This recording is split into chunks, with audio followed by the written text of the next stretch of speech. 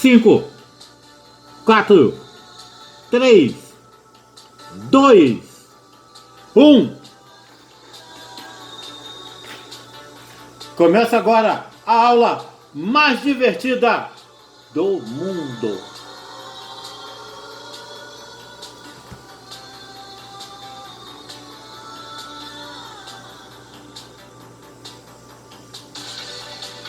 E quem pediu a música de hoje foi o meu amigo Paulo César Coutinho.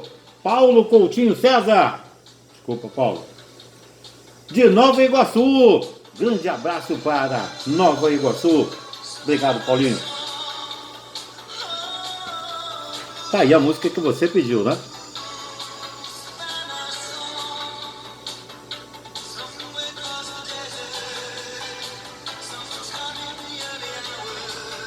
Aê! E você pode fazer como meu amigo Paulinho. Entrou no canal, se inscreveu, pediu a sua música, tá participando sempre.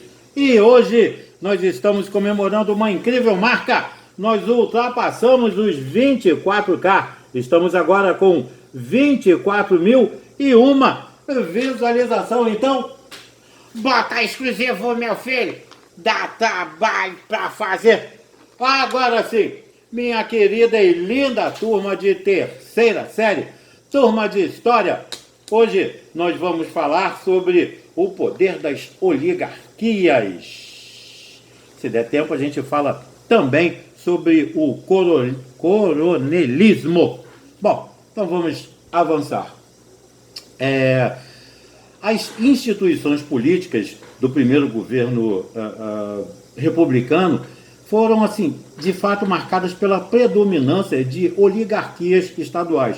Oligarquias é aquele pequeno grupo de pessoas com muito dinheiro na mão, controlando um grande número de pessoas sem dinheiro. Então, a predominância de oligarquias estaduais, com destaque, claro, para São Paulo e Minas Gerais, representados no plano político pelos partidos PRP e PRM. Bom, a presença destacada dessas oligarquias levou à formulação de um dos mais sólidos conceitos da historiografia brasileira, a chamada política do café com leite. Essa seria uma espécie de acordo entre os políticos paulistas e por onde ocorreria um revezamento no poder, não necessariamente de paulistas e mineiros, mas escolhidos ou por São Paulo ou por Minas Gerais. Legal? Então, seria através da indicação do cargo de presidente da República. Tal conceito recebeu duras críticas da historiografia mais recente, duras críticas dessa historiografia que, para alguns autores, preconizaria uma aliança pacífica, diria, entre os estados, né? O que eliminaria as instabilidades políticas desse período. Esses mesmos autores, né, eles atestam que as eleições, a despeito da aparente tranquilidade, eram precedidas de um intricado processo político que arrecadava, que literalmente na escolha do presidente. Assim, a Primeira República guardaria no seu processo político eleitoral uma grande instabilidade, cuja grande marca era aí uma pouco aparente, melhor colocando, uma pouco aparente disputa política entre São Paulo e Minas Gerais. Nós temos um historiador, o Eu So-pang, que achei muito interessante, que ele chegou a afirmar que seria mais prudente falar em política do café contra o leite, vista os diversos níveis de conflito, de conflitos e instabilidades que permearam aí a ação dessas oligarquias paulistas e mineiras. Bom, já em termos da relação entre governo federal e os estados, ganha relevo a análise da política dos governadores, implementada por Campos Salles, aquele que eu disse que tinha um apelido de Campos Selos, porque para aumentar determinados impostos, ele criou selos, né? Tudo que se comprava tinha um selo, então ficou o apelido aí de Campos Selos. Então, durante esse período dele na presidência, acabou permitindo, né, aí que se suplantasse, melhor colocando,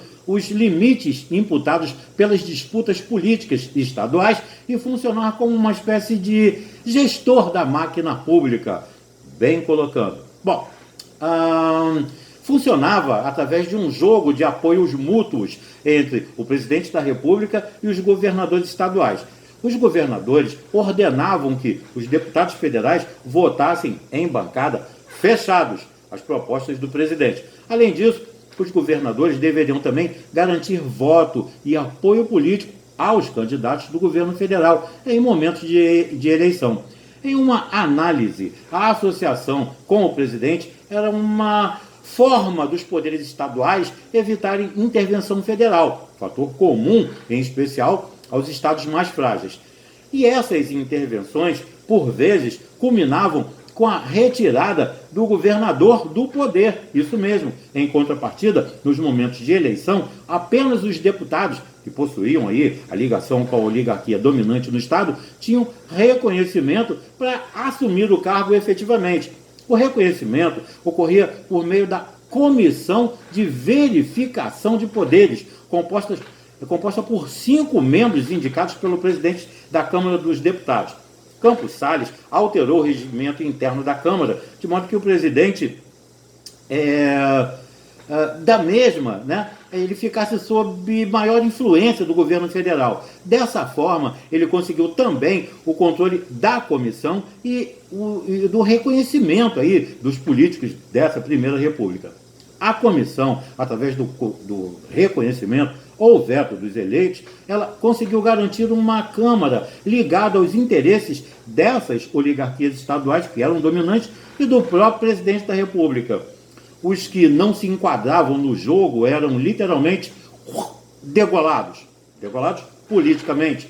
Ou seja, eles não conseguiam assumir efetivamente os seus cargos. A política dos governadores e a Comissão de Verificação de Poderes, eles ajudaram a entronizar nos estados poderosas oligarquias, como os Rosa e Silva, lá em Pernambuco, ou dos Accioli, lá no Ceará. E durante o governo do Marechal Hermes da Fonseca, de 1910 a 1914, houve a ascensão de candidato que não possuía ligação com essas oligarquias, nem de São Paulo nem de Minas, mas com o Rio Grande do Sul, de Pinheiro Machado, vice-presidente do Senado, conhecido como fazedor de presidente. Assim, o Marechal promoveu a substituição de uma série de governadores por outros políticos da sua confiança, muitos deles militares. Será que a história se repete? Bom, o movimento ficou conhecido como Política das Salvações e demonstrou a fragilidade das múltiplas alianças que sustentavam aí o jogo das oligarquias. Bom, o processo político na Primeira República, ele desmembrou-se através do poder municipal, também personificado na figura dos coronéis. A alcunha designava, em geral, grandes latifundiários que possuíam aí uma certa influência local, de repente por fazer parte da administração ou por controlar homens armados, né? Os chamados jagunços, que foram usados para espalhar terror e reforçar a autoridade. O surgimento desse termo ele é associado ao período regencial, quando os proprietários de terra se responsabilizaram pela organização da Guarda Nacional e passaram a deter força de polícia nessas localidades. O coronel usava de sua força e influência, especialmente no momento das eleições, formando os chamados currais eleitorais. Durante o pleito, aproveitando-se do fato do voto ser aberto, o coronel usava lá os seus capangas para forçar os eleitores a votar em candidatos que estavam aí ligados a essas oligarquias que sustentavam o coronel. O uso da força para controle eleitoral ficou conhecido como voto de cabresto. Variadas práticas fraudulentas complementavam aí a ação desses coronéis, como a simples a política na alteração das listas eleitorais, que eram muito usadas como forma de controle.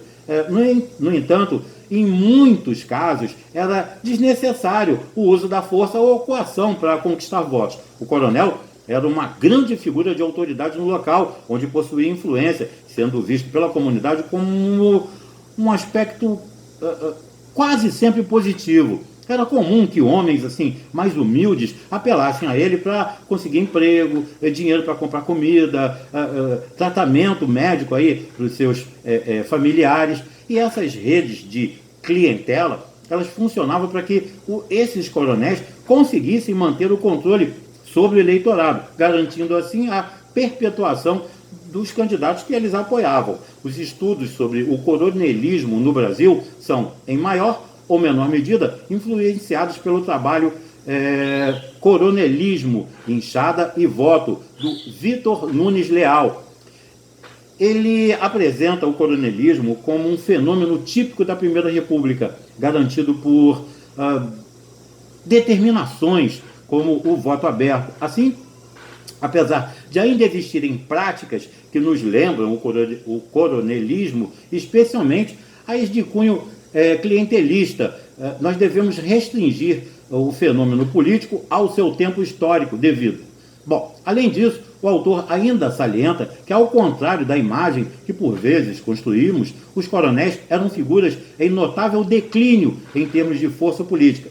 Durante a República, progressivamente, o poder público ele avançou mais para o interior dos estados, em especial por conta do federalismo. Assim, a figura do governo federal ou estadual era mais visível através de políticas e funcionários públicos no interior, ao contrário do que ocorria no Império, onde os grandes proprietários, eles praticamente não eram incomodados em regiões mais distantes da capital.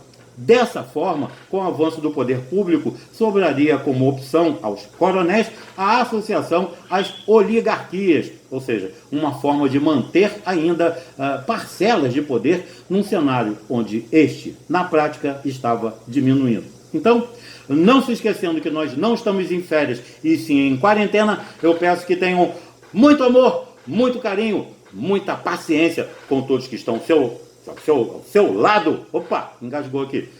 Fiquem bem e até a próxima.